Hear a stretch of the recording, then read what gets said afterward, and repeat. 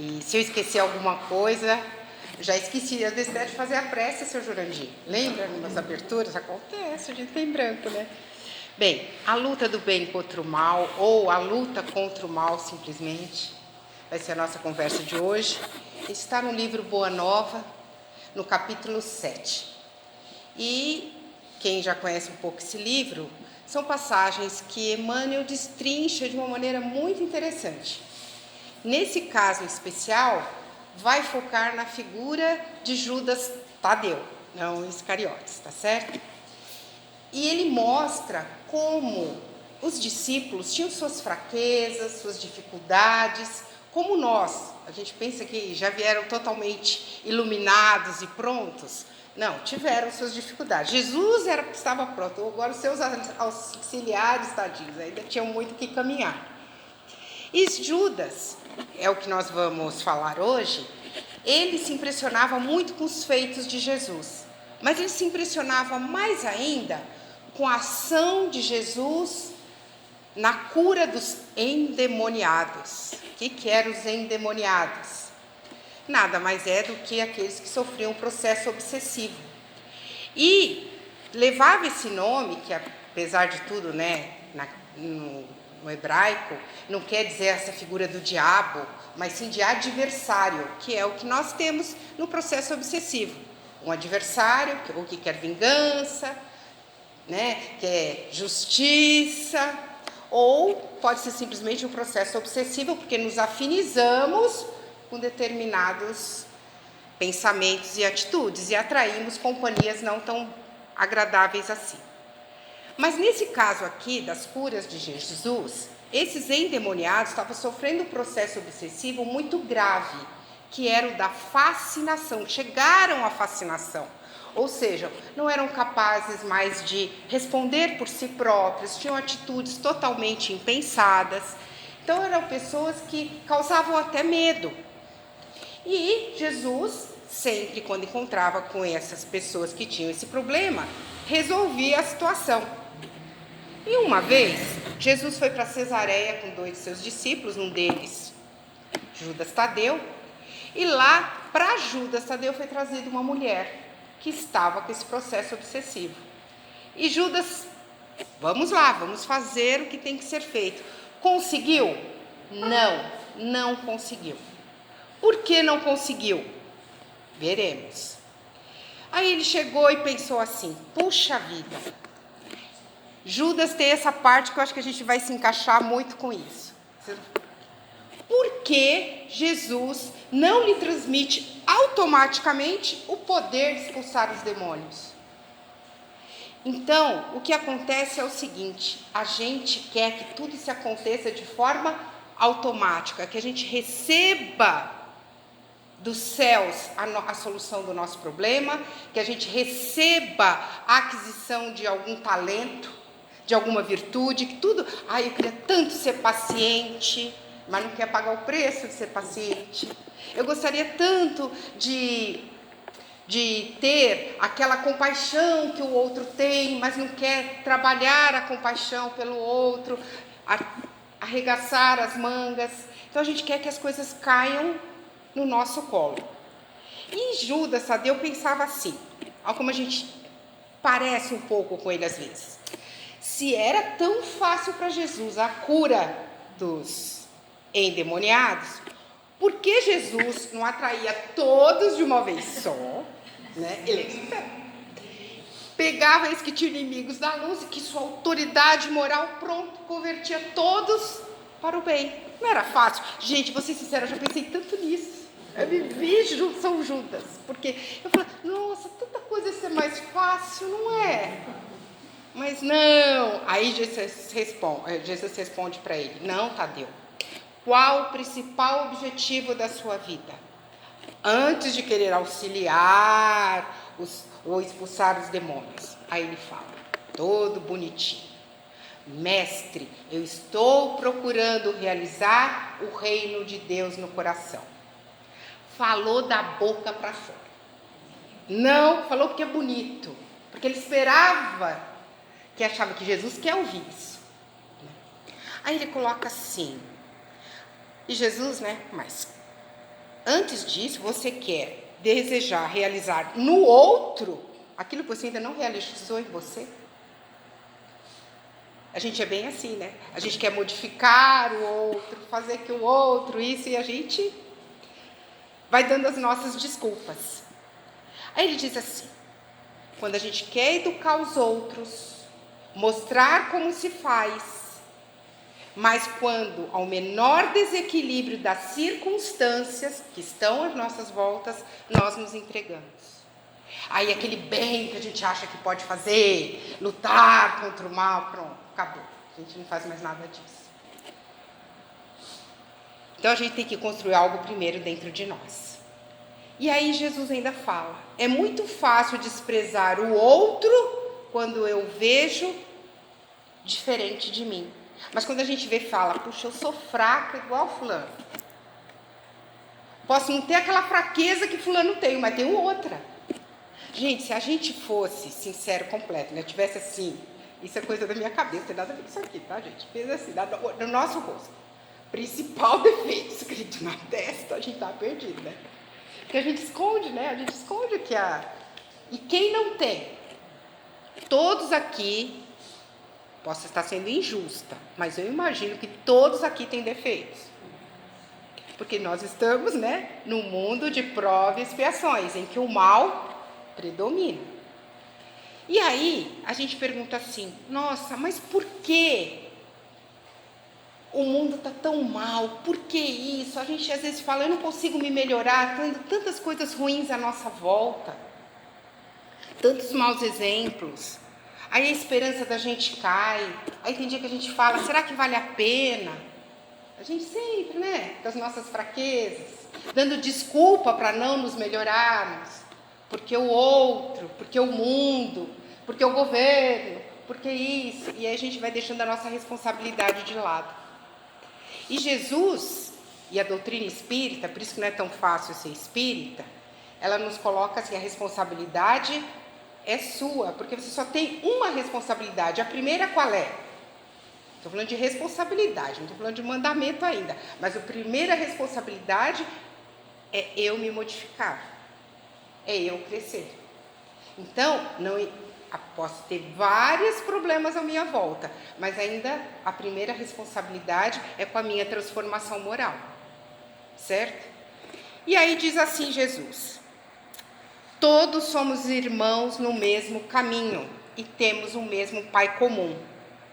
Que o sofrimento do outro nos toque. Aí a gente vem: mas Senhor, Tadeu ele vai ali nas minúcias mesmo. Os espíritos do mal também são nossos irmãos? E aí?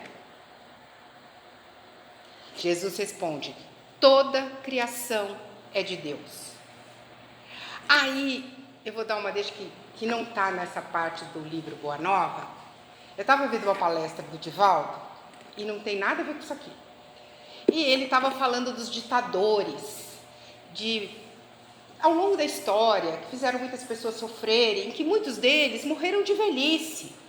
Morreram assim, durante a encarnação não pagaram pelos delitos que causaram. Mas a gente sabe, né, pela lei de ação e reação, pela encarnação, o que vai acontecer com essas pessoas. Mas aí nos comentários, gente, eu sou curiosa, fui olhar os comentários. Aí tinha o primeiro comentário, uma pessoa revoltada. Ela fez assim: eu não aceito essa história de livre-arbítrio. O livre-arbítrio é a desculpa para ter as injustiças no mundo e tirar o Deus, livrar Deus da situação. Primeiro ele colocou isso. Não, livre-arbítrio não está certo.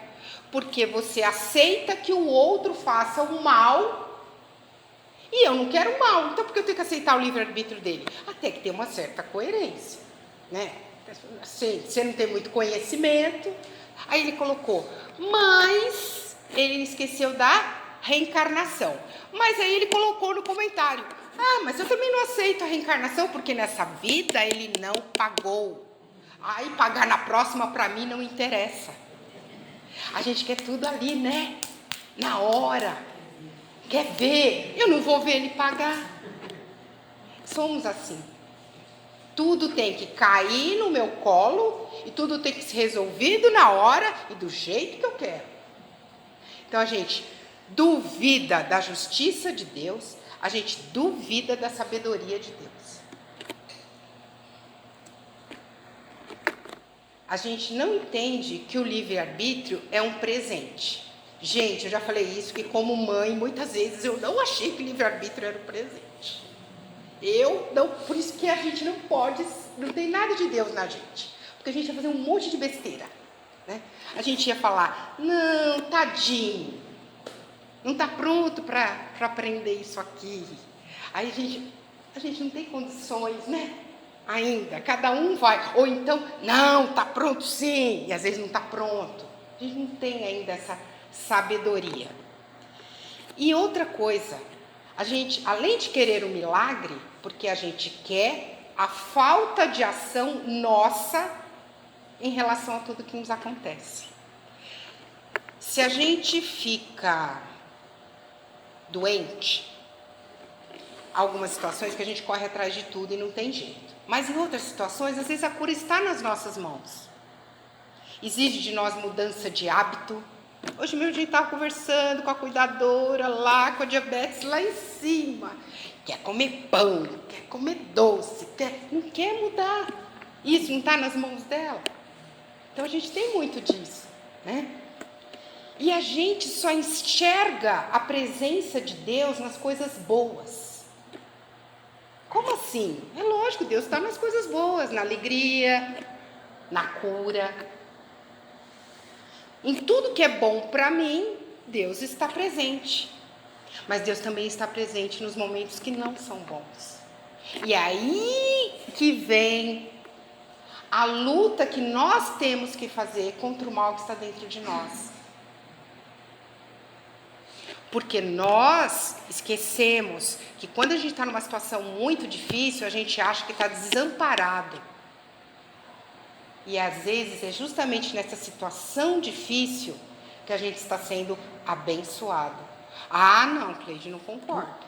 É difícil, quem gosta de situação difícil? A gente não gosta. Porque a situação difícil é o remédio amargo que às vezes a gente tem que tomar. Vocês já viram aquela criança que está com dor de garganta? Aquela dor de garganta que está cheia de placa de pus. E que a criança tem que tomar aquele remédio, a criança não quer. E aí eu tenho que tomar uma injeção. Pensa naquela criança que não suporta, que precisa 4 para segurar. Que tem, não é? Não quer aquele remédio. Mas a gente, como pai e mãe, não vai dar o remédio porque ele não gosta ou porque ela não quer. O que a gente vai fazer? A gente vai dar. E Deus é assim conosco. Às vezes vem um remédio amargo. A gente não entende por que a gente tem que tomar aquele remédio. E esse remédio vem sempre de atitudes nossas do passado ou de lições que nós nos negamos a aprender. E essa luta que a gente pensa que é contra um perverso, a luta contra o mal, é uma luta contra nós mesmos. E é para a gente entender isso e não colocar tudo nas mãos do outro. Ou da família. Você pode ver aquele familiar que às vezes é vitimista, que ele acha que tudo você tem que fazer por ele. Ele tem que fazer, mas ele não faz. Aí ele coloca que o papel é do outro, a responsabilidade é do outro. Não cresceu, vai ter que tomar o remédio amargo. Se pai e mãe protegem demais, mais para frente vai ter que tomar o remédio amargo, que a gente não está para sempre. Então, a transformação que a gente é obrigada a fazer faz parte da pedagogia divina. Então, pedagogia divina são os ensinamentos que a gente tem que ter.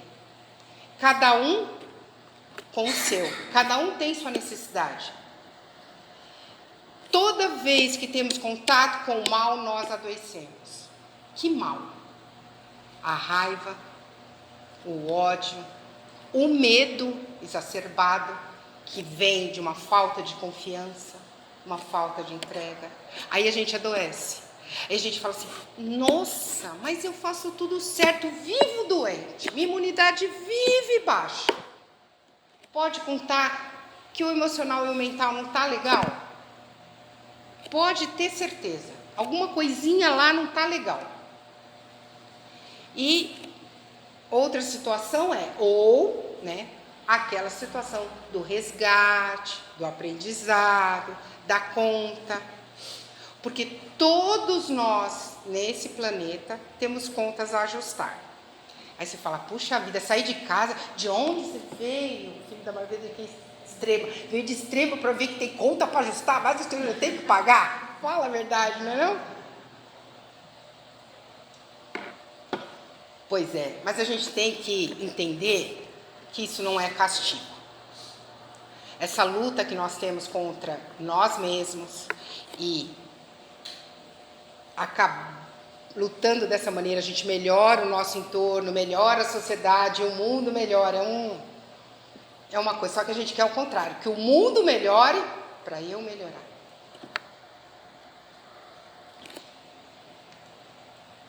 André Luiz diz assim: quando eu olho as minhas imperfeições, é mais fácil aceitar a imperfeição do outro. Quando eu vejo que eu não sou perfeito mesmo, que eu tenho erro, o outro também tem, né? Jesus diz assim, o discípulo do Evangelho não combate o seu irmão, como Deus não combate o seu filho. Ele diz assim, Emmanuel complementa ainda, Deus não se rebaixa para errar conosco. Então, às vezes a gente fala, né? Deus vai fazer isso. Não, Deus não vai fazer o que a gente quer, não, porque a gente geralmente não está muito certo. Mas aí uma pergunta fica, mas quando o irmão está equivocado, no erro, a gente deixa? Se ele diz que a gente não combate o irmão, mas o irmão está equivocado, e aí? Aí ele diz, o discípulo combate a ignorância. Deus está colaborando com a comunidade, tanto encarnada quanto desencarnada, para que o amor prevaleça. Mas por o amor prevalecer, a gente tem que deixar de ser ignorante. Mas tanta gente tem conhecimento e não usa.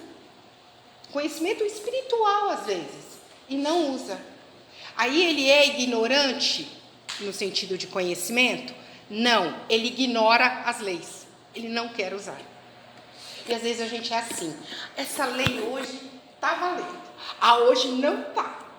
Às vezes eu me coloco assim. Tem dia que eu sou mais assim, tem dia que escorrega assim. E aí vai. É difícil dar palestra porque às vezes a gente fala assim, puxa vida, mas um monte de coisa aqui ainda está difícil de fazer. Aí fala assim, o pior é que o meu filho é um barato, o Rafael, meu mais velho, fala assim, santa ignorância, eu vou para o plano espiritual e não vou ser cobrado, porque eu não dou palestra, eu só vou de vez em quando no centro. Falei, não, meu filho, esquece porque você já sabe, você foi criado na doutrina. Não, mas eu não sou que nem vocês que ficam, esquece, já sabe. Aí ele brinca, lascou. Ué, a gente já sabe, a gente pode querer ignorar, mas a gente já sabe. Alguns falam que o mal é a ausência do bem. Não, o mal não é a ausência do bem. Porque, lembra, Deus criou tudo. O mal é a ignorância do bem.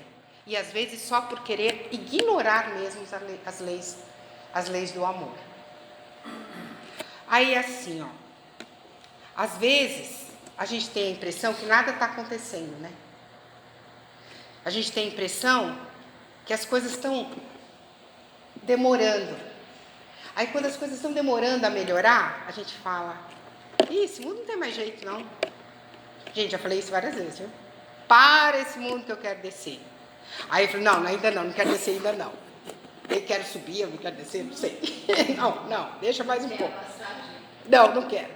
É que a gente quer a vida eterna, a gente quer os louros, mas ninguém quer ir, né? Não, deixa para depois.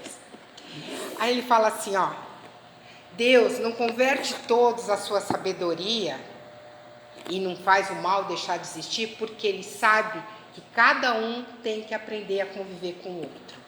E o mal, ele existe numa escala que às vezes nos assusta, mas existem os pequenos males, né? que a gente convive e às vezes a gente não sabe trabalhar com o outro e conosco. Isso dentro da família, no trabalho. E aí vai as nossas lições. E as situações vão sendo utilizadas para o nosso aprendizado. Aí a gente está no lugar certo, na hora certa, com a pessoa certa. Ou às vezes a gente fala, não, mas eu estou numa situação muito ruim. Mas por que você não sai? Às vezes porque não quer. Já percebeu que às vezes tem pessoa que sofre numa situação difícil, ela tem escolha de sair, mas ela não sai? Ela está atrelada àquela situação? Também é uma escolha que ela tem que chegar e dizer basta e sair daquela situação. Então, muitas coisas dependem de nós, sim. E a gente quer que as coisas se resolvam como um passe de mágica. Um relacionamento muito tóxico, a gente quer que, não, amanhã a pessoa melhora, a pessoa vai mudar. E às vezes a gente tem que mudar. E a gente não percebe isso. E às vezes aquela pessoa não é tão tóxica quanto a gente pensa. Às vezes a gente também tem os nossos defeitos. Então, tudo é utilizado para o nosso aprendizado. E aí vem Paulo com a sua célebre frase, Paulo de Tarso. Jamais esqueçamos... Desculpa, plim-plim, né? Tá ruim, plim-plim, demorou. O bom combate. E o que é o bom combate? É o homem novo, está tentando ser novo contra o homem velho. O homem velho são os vícios. As nossas mazelas que carregamos de várias e várias encarnações. Que nós teimamos em agir daquela maneira. Ou então a gente fala assim, não, isso eu não vou fazer mais, eu mudei. Aí na hora que a situação fica complicada, a gente vai reagir do mesmo jeito que a gente reagia antes. A gente tem que trabalhar isso a cada dia. E aí vem, o Senhor tolera a desarmonia, para que por intermédio dessa desarmonia se dê o reajuste moral dos espíritos. Às vezes a gente está numa situação... Olha, está muito seco, né? Às vezes a gente está numa situação que é difícil e a gente fala assim, nossa, por quê? Por que eu estou numa situação tão difícil? E aí você analisa, durante aquele processo você não entende o porquê. Aí passam anos, aí você chega e fala, nossa, hoje eu entendo porque eu passei por aquilo lá atrás. Hoje eu entendi o porquê. E a gente não sabe trabalhar com isso porque a gente a gente é espírita, a gente acredita em várias encarnações, a gente acredita que a vida é única com várias existências. A gente acredita, certo? Só que na hora que o problema vem, a gente não acredita muito não. Sabe aquela história quando você está no dentista ou no médico e fala assim, nossa, 1 minuto demora muito a passar? Está com a gente quando está na situação difícil. A nossa encarnação, para a nossa existência, essa encarnação, seria 1 minuto. Mas 1 minuto com dor demora a passar. Então a gente quer sair daquela situação. A gente quer, de alguma maneira ou de outra. E aí o que acontece conosco nessa situação? A gente dá valor demais aos problemas temporários que nós temos. E depois que passa, você fala, por que eu sofri tanto com aquilo? Aí superita. Por que eu sofri tanto? Por que eu me preocupei tanto com aquilo? Aí você se preocupa tanto com uma coisa que não acontece ou acontece de uma maneira tão diferente. Eu vou contar uma historinha para vocês. Minha mãe, quando fraturou o fêmur, ela operou em São Paulo. E eu fiquei pensando, aí falaram, não, ela fraturou, colocou placa, tudo. Nossa, eu vou ter que levar minha mãe para São Paulo, porque eles querem ver. Eu fiquei tão preocupada, gente. Mas eu fiquei tão preocupada. Como que eu vou levar minha mãe para São Paulo? Isso aqui. Não, eles precisam ver. Como? Não precisei levar. Minha mãe teve um AVC e ficou por aqui. Eu fiquei preocupada com uma coisa, surgiu outra na minha vida, que eu tive que mudar de... E mesmo assim, passando por isso, ainda não aprendi que vale a pena se preocupar com muita coisa. Quando eu vejo a velha Cleide, preocupada, ansiosa, ataca novamente. Né? Aí, coisas temporárias que damos valor demais. Esquecemos que somos espíritos eternos. Aí Jesus ainda diz: faz o que te cabe antes de impor ao outro. A gente adora, né? Impor ao outro a mudança. Foca nos teus deveres. Porque quando eu quero consertar o outro, eu não faço nem o meu e atrapalho às vezes o outro. Então, a estratégia do Evangelho é do convencimento, não é do medo. E aí eu gostei muito dessa parte de Emmanuel. Ninguém te perguntará as obrigações que toca a Deus. Ninguém vai chegar para você e falar assim: você sabe por que Deus não fez isso? Você sabe por que Deus não fez aquilo? Não, né, gente? Vão perguntar o quê? Você cuidou do seu mundo interior? Ou você só cuidou da vida dos outros? Mas esse cuidar do mundo interior não pode ser egoísta. Só olho para mim, só olho para mim, só olho para mim. É cuidar do seu mundo interior e auxiliar o próximo. Essa linha é tênue. Aí eu vou usar o brilhante figura que a Miriam colocou, daquela linha do lápis ali, né? E que a gente tá ali. Não tem nenhum lápis. Pra cá, pra cá. Não tem problema. Então, diz Jesus: aceita a luta sempre que fores julgado digno dela. Vai aparecer algo para a gente trabalhar, que vai exigir de nós o nosso maior talento. Todo mundo tem um. Né, poeta? Aí o trabalho aparece quando o trabalhador está pronto. O trabalhador pode ser, o trabalho pode ser o irmão difícil, pode ser até o combate à doença do corpo, que nessa encarnação eu não sei o que eu tenho que aprender, ou ajudar o próximo de uma maneira que eu não imaginava que surge na minha situação, ou aprender a ser mais independente, ou ser menos ansioso, ou são tantos ou tudo isso junto, às vezes, né? Então, Tadeu tem todos esses exemplos, mas a Tadeu ainda pergunta para Jesus. Tadeu vai fundo. Jesus, mas o que eu preciso para espantar os espíritos sombrios? Aí ele diz: edificar o reino de Deus dentro de você. Mas eu falo, sem amor nada adianta. Aí eu lembro das nossas comunicações aqui na reunião mediúnica. Não são as palavras do doutrinador que convencem, que acalma aquele espírito sofrido. É o amor que ele dedica naquele momento. Então, o que Tadeu estava fazendo até o momento? Tadeu vinha com as fórmulas decoradas, vinha com aquilo que ele achava, que ele copiava os gestos de Jesus, as palavras de Jesus, mas ainda não tinha o amor dentro de si. Então, por isso que ele não conseguia. Quando ele descobrir que não são as palavras, mas o que vai dentro, genuinamente dentro de nós, a gente é capaz de coisas inacreditáveis.